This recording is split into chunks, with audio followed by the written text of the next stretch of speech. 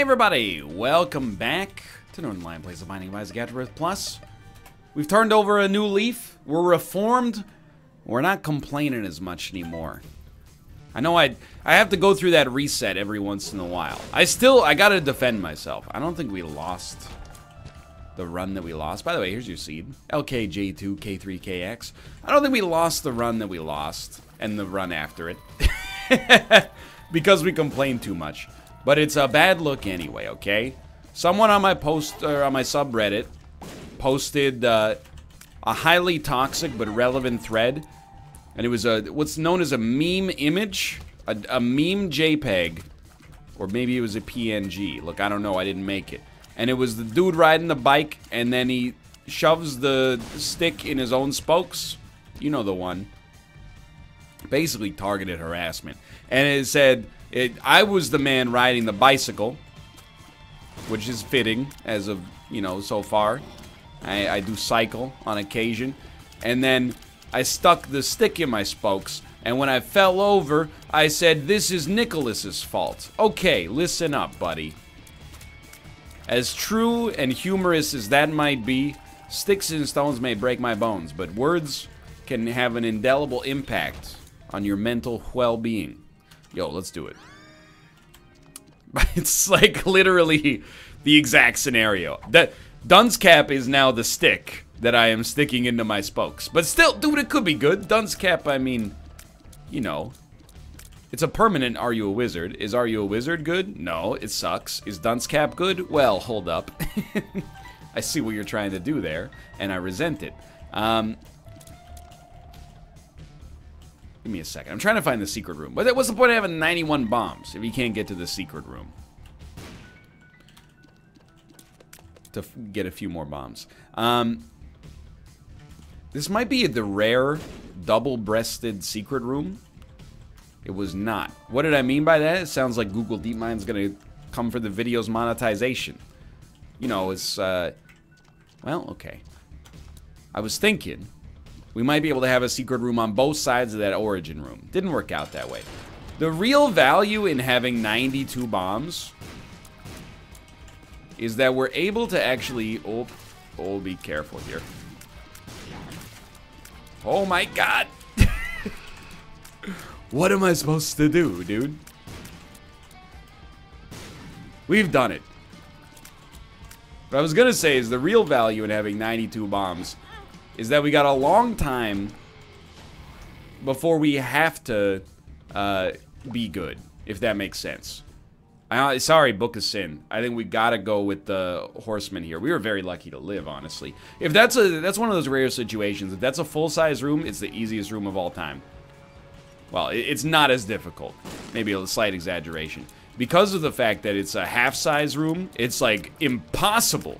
Thank God we had Pyro at least. So 90-something bombs, however many we have. The real beauty there is that it gives us... Yoink. Yoink. Please. It gives us... I'm going to finish my train of thought. Here's the thing. It gives us the ability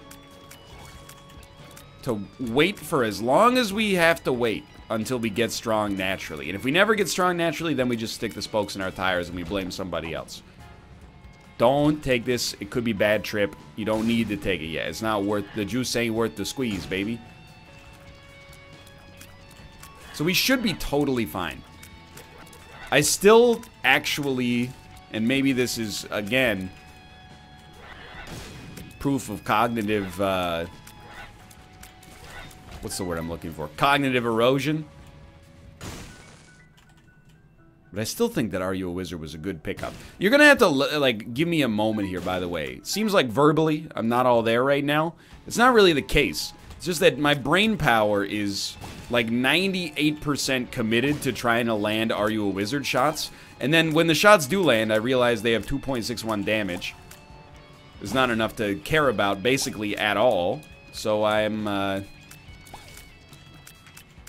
just trying to you know, keep up a stream of consciousness while also, like, slowly having the life drain out of my body once I realize how bad my attacks actually are. You know what? Send me down right away. What do you got for me? Shouldn't have taken it, but, you know, I got a little impatient. And getting at least the ability to have some flies room to room, it's something. We're building a birdhouse. How do you build a birdhouse? Well, the journey of a birdhouse starts with a single plank, probably. I don't know. I had a teacher, it was a teacher that was not a very good teacher, but he taught us all a lot of very important skills. Dude, we have to. Absolutely have to. Like, he was the teacher. We never had a shop class in school because, you know, I was in... This is not braggadocious. This is like 10 years ago, and there's more examples of my stupidity online than my intelligence. But I was in an accelerated classroom, and we never got to do shop class because we were constantly, you know, basically being told, you can't give those nerds saws. They're going to accidentally kill themselves. Help me, please. Help me. Thank you. He taught us how to use a miter box, a drill press, a jigsaw, etc., etc.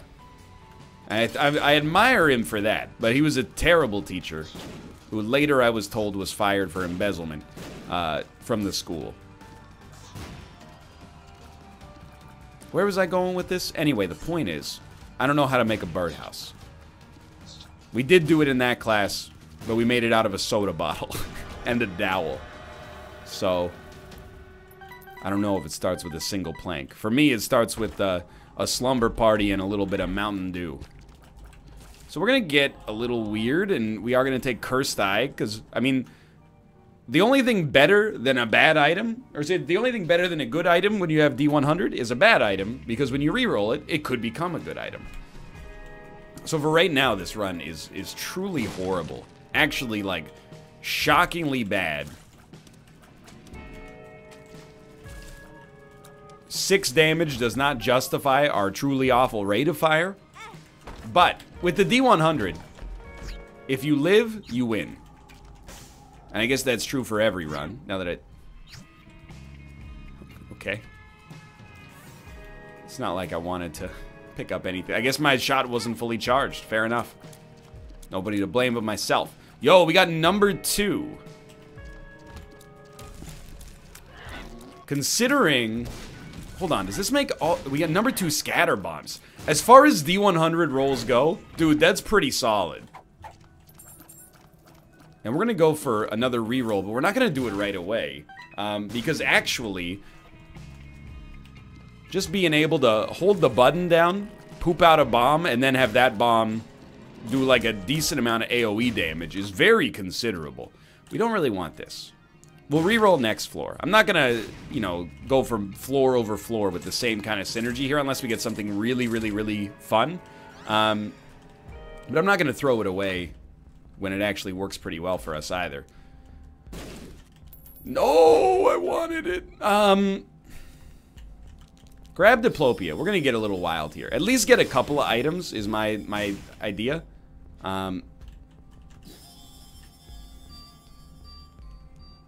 Why not? Get Latchkey out of it. I don't know. We could actually hit some reroll potentiality here because of the items that we've got available. I think this might be the right call. Like, we'll just reroll the other D100 and the other 2 item pedestals. I love to see money equals power in the rotation here.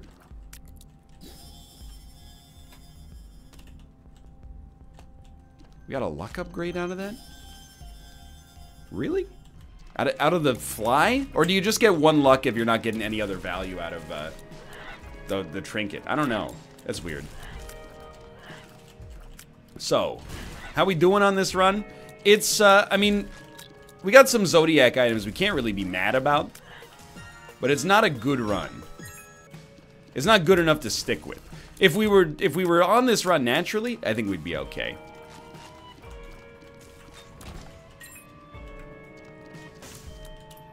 I think it's funny, like, oh, we have a damage bonus of some sort as well. I know, I mean, obviously money equals power, but I feel like, why are we getting 0.07%? Per penny, I guess, to not make it sound like percent, but... Like, watch this, if we get coins. 0.07. 0.07. 0.07.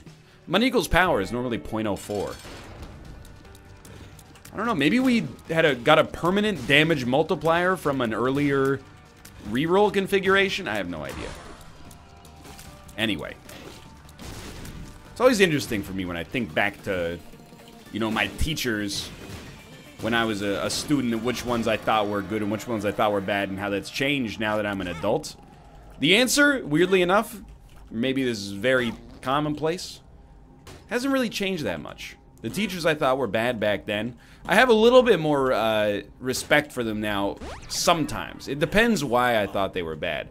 Like, I absolutely hated my second grade teacher. I'll level with you, it's not an embarrassing moment now, but at the time, you know, when you're comparing yourself to other kids all the time, it was embarrassing. I was never good at tying my shoes when I was younger, you know? Like I said, now you understand, you're like, I see why they didn't let you near the saws. But, no, like, I always felt like, well, as a kid, and this is carried over into my adult life a little bit, but I always rush things a little bit. I was always like, I was the kind of kid who, for the most part, was like, why would I get it done? I'm gonna reroll here because it's time. We have a lot of synergies that are real cool here. I was always like, why would I get 100 if it takes me an hour when I could get a 99 in 59 minutes? You know, having that one extra minute of leisure time was worth it for me.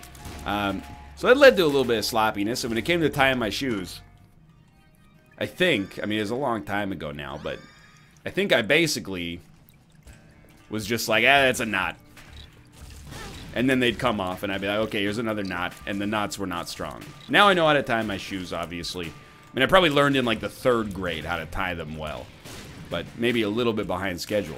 And my teacher used to, you know, by my standards at the time, basically mock me. And I was like, this teacher is, like, she's toxic. Later, as I got older, I wouldn't say I got a ton more respect for her, because I think she could have handled it in a different way. But she was, like, 60 in 1996, you know? She's dealing with, she grew up during the Second World War. You know, watched her siblings go to fight in Korea. And then here comes along this spoiled 7-year-old who's like, I can't tie my shoes right, yuck. You know, she was trying to, I think in her mind, you know, she was motivated to, through tough love. To, like, if I don't make fun of him now, people will make fun of him later when he doesn't tie his shoes right. Now, is there a more effective strategy? Absolutely. But at the same time, I don't think she was being mean for meanness' sake. Whereas my, I don't know, my 6th grade teacher was just a, he was just a malevolent individual for whatever reason. He was just hateful, I think. It didn't like kids, at least. Which is a strange profession to get in, but happens to the best of us. Hey, I was just trying the teaching thing out. I didn't make a career of it sight unseen. Anyway, dude, this run is awesome. But again, it's kind of not interesting enough to justify being our run forever, he says as he sticks the spoke further and further into his bicycle. But then there's also, like, you know, I had a lot of teachers not really in the high school. There were only a couple in high school that were not very good, like, at their jobs. And that sounds rude, but I don't mean it to be rude. I mean, literally, we had, like, a geography teacher who just showed us movies all day. I know nothing about the actual science of geography. The only thing I know anything about is world capitals. That's because I was on the trivia team. Embarrassingly enough. But I had to teach myself, you know. I don't know. I don't even know what geography does. In my head, it's like, what's the capital of Venezuela? Caracas. That's me buzzing in, not me being wrong. Because that's the capital of Venezuela. But I think it's actually like, this part of the world is rich in this natural resource. This is what the tectonic plates do and are called. But in my head, it's just world capitals and then Dumb and Dumber. And in ninth grade, I was like, dude, this owns. Now that I'm older, I'm like, I wasn't doing anything with my time. I kind of wish I knew a little bit more about geography, to be honest. I also feel like I've come to the realization as I've gotten older that the teachers I disliked the most seems to correlate very highly. Not one-to-one, but we've already been there. Not one-to-one, but very highly with the years when I was being a class clown. You know, I think I gotta own up and be an adult about that. Years where I was poorly behaved, I was like, man, those teachers are strict. Years where I was well behaved, even if my friends were like, this teacher's strict, I'm like, I don't know, I just do my homework and it seems like it's fine.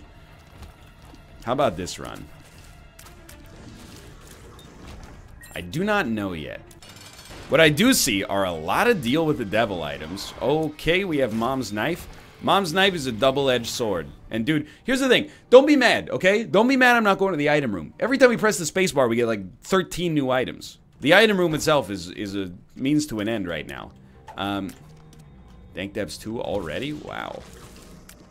We're gonna milk this run, really, for as many demon hearts as we can, and then re-roll it. Like, it's strong, and that's the problem.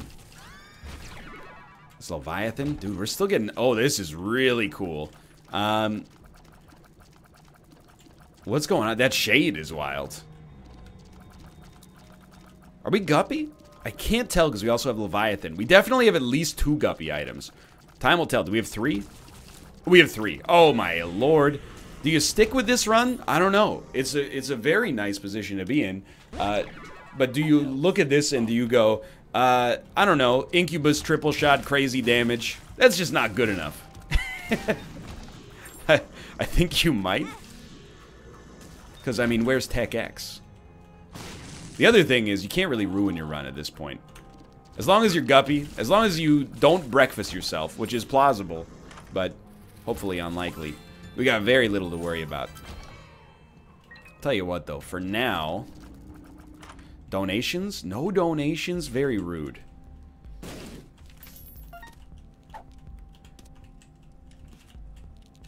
This is a great run. Kind of run I needed, really, to get myself back in the saddle again. 2 Ace of Clubs. 3 Ace of Clubs. Well, I will play you. We have a Thame. I thought we had Maw of the Void. We do have Maw of the Void and a Thame?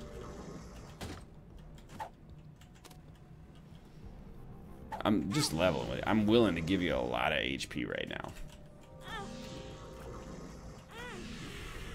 Dick Hammer asked a very interesting question on Twitter the other day. I was surprised to see that I was in the minority. Well, we're talking about scholastic things. You know, he has a young daughter. I'm gonna take it. But I'm going to try to re-roll past it ASAP. Whoa! What is this? What is this? It's actually the fastest brimstone rate of fire I've ever seen. Considering the speed at which we generate flies, this actually might be keepable. Even with Isaac's heart. The damage kind of sucks. We have soy milk somewhere in... Oh, you can see it on the sidebar. But the fly generation is absurd. And he asked a question. His question was, do kids go to the parent-teacher conference with the parents? I don't know if the verbiage is different in other parts of the world. Not in AWAS. I don't really want to do this. Oh, there's a tinted rock.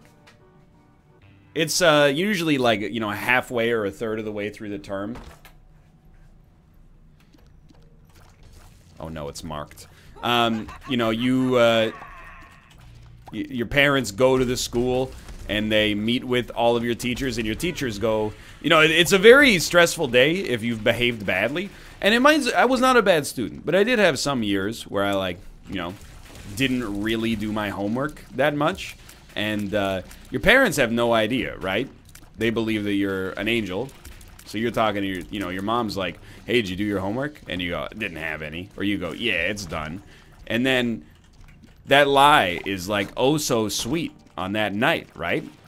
But the day of reckoning comes for you on parent-teacher night, when the teachers go, yeah, he doesn't really do his homework. And you got to have this awkward car ride home with your mom if you went, or, she comes home and you're like, oh, man, now she knows. If my teacher was a jerk and tattled on me. Please reroll marked. Thank you.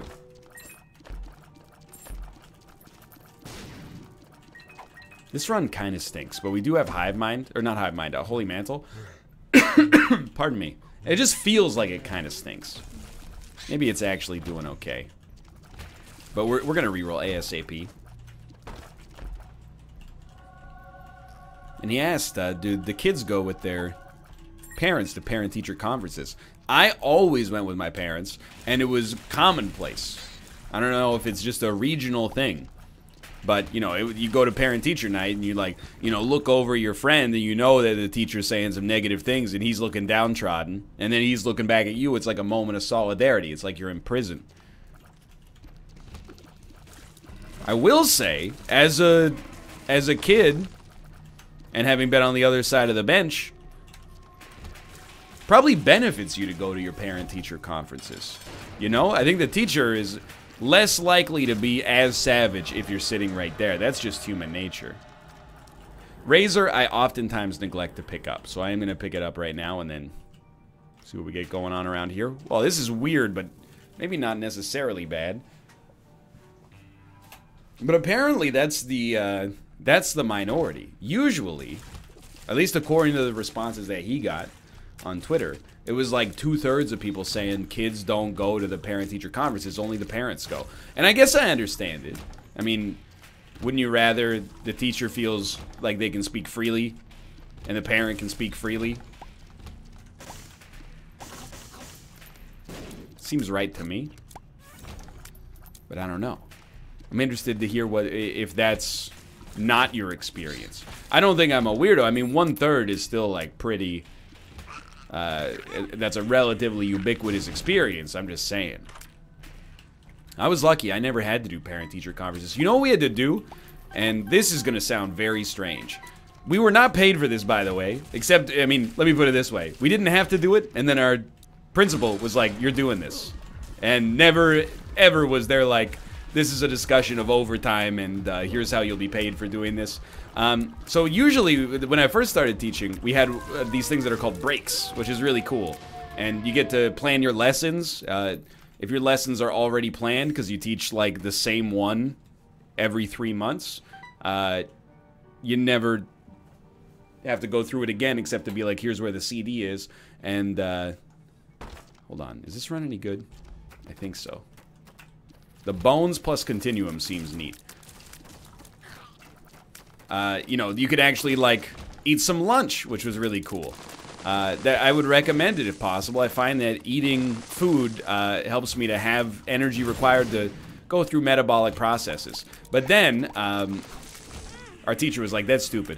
Or our principal, I should say, was like, that's stupid. We can make more money selling something that's called phone coaching. Or phone teaching. So what ended up happening is that I felt bad for the kids too.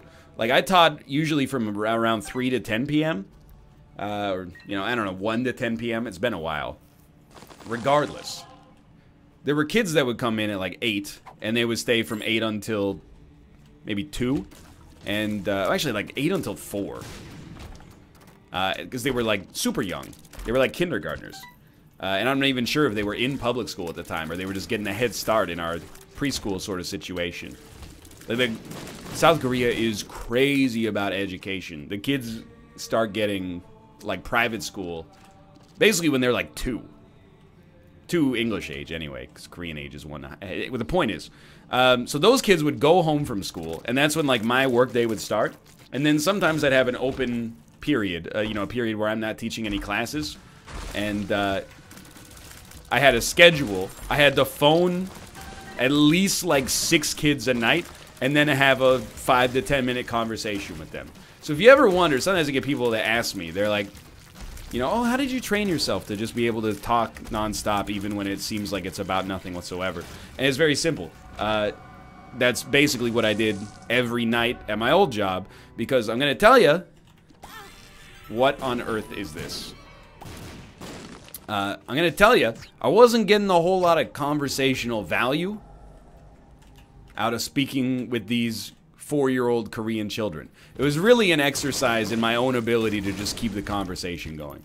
It was always like, hello, Justin, and they'd go, hello, Ryan. It was kind of cute. Hello, Ryan, teacher. How are you? I'm fine, thank you, and you? And then, I'm telling you, this was a very common experience. I'd be like, did you eat dinner? And then they would say, teacher, I eat dinner. And I'd say, you know, teacher, I ate dinner. And then they would repeat it, even though they probably did not understand why, and that's okay.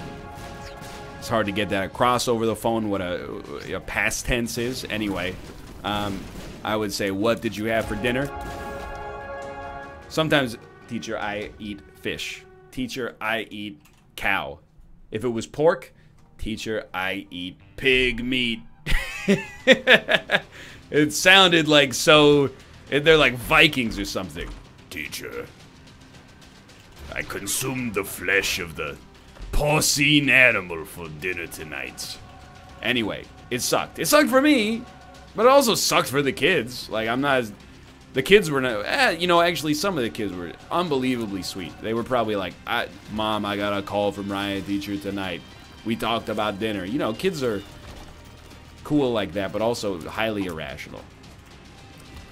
Maybe I should be thankful. Thank God I didn't have to call any, like, 14-year-olds. Can you imagine being 14 and having to talk with your teacher on the phone once a week?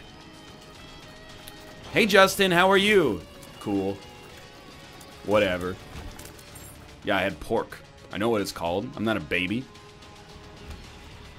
You know, I got stuff I could be doing. I'm in 9 other private schools right now. Do we really have to talk? Look, you take it up with your parents, okay? I'm not calling you because I got better things to do with my time. I'm doing it so I don't get fired, okay? What the principal says goes. So if you'd never had to do phone teaching, either as a teacher or as a student, count your lucky stars.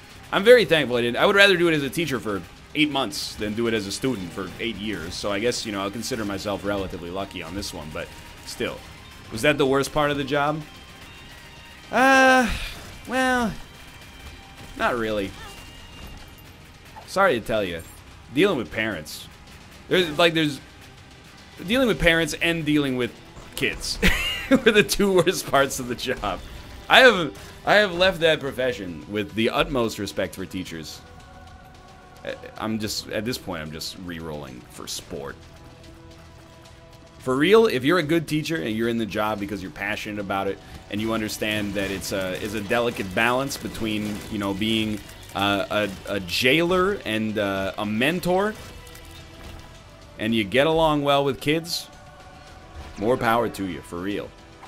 That's extremely... I'm not going to say it's extremely rare, but it's a selfless job. You know, nobody's becoming a billionaire as a teacher. Great run, by the way. But, dude, it's hard. Anyway, thanks for watching. I hope you guys have enjoyed the episode. If you did, click the like button. It helps out a great deal. Of course, subscribe if you want to see more in the future. For now, thanks for watching. Follow me on Twitch, twitch.tv/Northernlion. And, of course, thanks for watching. And I'll see you next time. See you!